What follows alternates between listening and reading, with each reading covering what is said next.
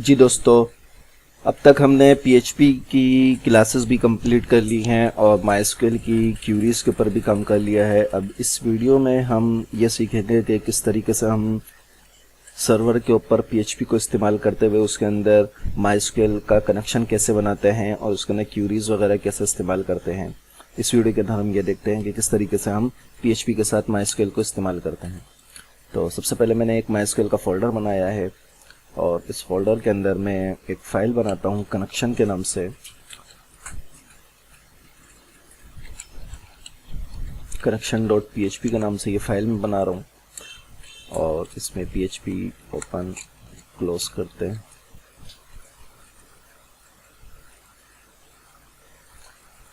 php में माइस्क्वेल का काम करने से पहले हमें उसका कनेक्शन बनाना ज़रूरी होता है।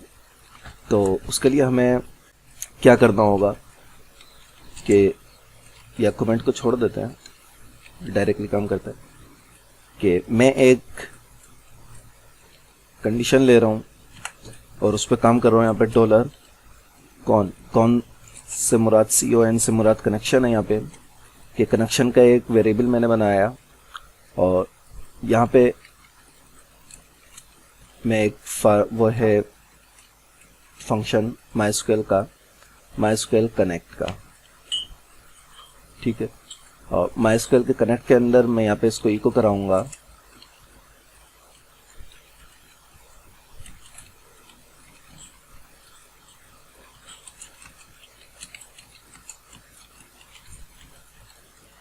यानी मैं इसको कह रहा हूँ कि अगर ये कनेक्शन का जो वेरिएबल है ये सही हो, ट्रू हो, तो ये टाइप कर दे connection connected to MySQL server, ठीक है। और उसके अंदर हम दे रहे हैं वेरिएबल, कनेक्शन के वेरिएबल में वैल्यू हम दे रहे हैं माइस्क्वेल का कनेक्शन है और ये फंक्शन है माइस्क्वेल पीएचपी का फंक्शन है जो कि पीएचपी और माइस्क्वेल को कनेक्ट करता है। तो इसके अंदर अब हमें तीन चीज़ें चाहिए। एक हमारा सर्वर होगा, होस्ट नेम, एक हमारा यूज़र नेम होगा और एक हमारा पासवर्ड होगा। तो यहाँ पे हमारा सर्वर जो है वो है लोकल होस्ट, क्योंकि हम अपने कंप्यूटर में काम कर रहे हैं तो यहाँ लोकल होस्ट लिखेंगे। उसके बाद यहाँ पे हम यूज़र नेम जो लिखेंगे वो रूट होगा और यहाँ पे हम पासवर्ड लिखेंगे। तो ये रूट तकरीबन सब में रूट ही होता है, लेकिन अगर आप ऑनलाइन सर्वर पे काम कर रहे हो वहाँ पे अगर माइस्क्वेल का यूज़र नेम चेंज हो तो फिर आप यहाँ पे नेम चेंज करेंगे। सेम इसी तरीके से यहाँ पे अगर आप एग्जाम्प वगैरह वैम्प या कुछ और इस्तेमाल कर रहे हैं तो यहाँ पे पासवर्ड उसमें कुछ नहीं होगा। लेकिन हम यहाँ पे जो है एम्स इस्तेमाल कर रहे हैं, तो एम्स के अंदर पासवर्ड माइस्क्वेल का जो है वो होता है और इसका पासवर्ड हमें यहाँ पे लिखना होगा माइस्क्वेल, ठीक है। अगर आप एम्स के अलावा कुछ और इस्तेमाल कर रहे हैं तो कोई पासवर्ड नहीं आएगा यहाँ पे, लेकिन अगर आप एम्स इस्तेमाल कर रहे हैं जो कि मैं इस्तेमाल कर रहा हूँ शुरू से, तो उसके अंदर फिर आप यहाँ पे पासवर्ड लिखेंगे माइस्क्वेल, वरना ये काम नहीं करेगा, ठीक है। इसके बाद अब हम यहाँ पे चेक करते हैं कि हमारा कनेक्शन जो है वो माइस्क्वेल कनेक्ट का जो कनेक्शन है पीएचपी का माइस्क्वेल के साथ वो सही काम कर रहा है या नहीं। तो यहाँ पे मैं आ जाता हूँ, इसको रिफ्रेश करते हैं, माइस्क्वेल में आए और कनेक्शन में आए तो ये बोले कनेक्टेड टू माइस्क्वेल सर्वर। तो ठीक है, हमारा कनेक्शन जो है वो माइस्क्वेल से हो गया है, ठीक है। अब हम जो है इसके अंदर डेटाबेस से कनेक्ट करते हैं और इस लाइन की अब हमें ज़रूरत नहीं है, तो सिर्फ हमें चेक करने के लिए हमने देखा था कि ये कनेक्ट हो रहा है या नहीं हो रहा, तो इसको अब हम मिटा भी सकते हैं। अब यहाँ पे हम ये कर सकते हैं कि अगर ये कनेक्ट ना हो किसी वजह से तो यहाँ पे हम इसको कहते हैं कि फिर ये डाई कर दे और ये कह दे कि cannot connect to MySQL server, ठीक है।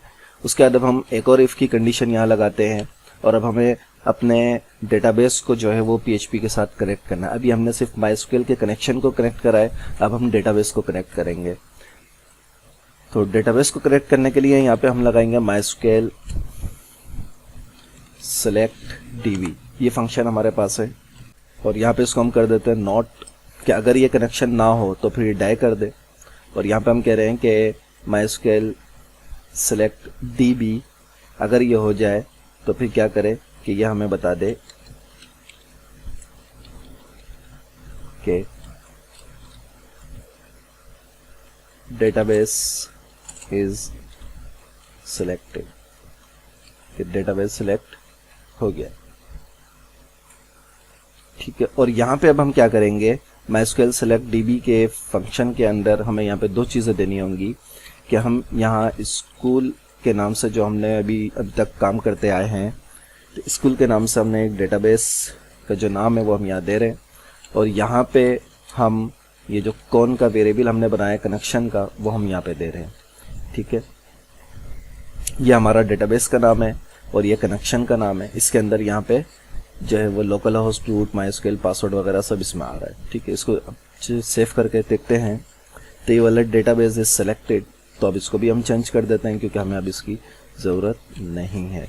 तो हम यहाँ पे कर देते हैं कि नोट, कि अगर ये ना हो तो फिर क्या करें, इसको मैं कॉपी कर रहा हूँ और कॉपी करके यहाँ पे इसको हम चेंज कर देते हैं कि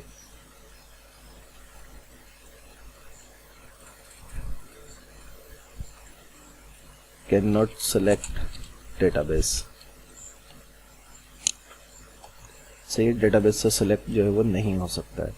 तो ये तरीका था डेटाबेस को सेलेक्ट करने का। अब हम अगली वीडियो में देखते हैं कि किस तरीके से हम इसके अंदर MySQL की क्यूरीज वगैरह को PHP के अंदर यूज़ कर सकते हैं।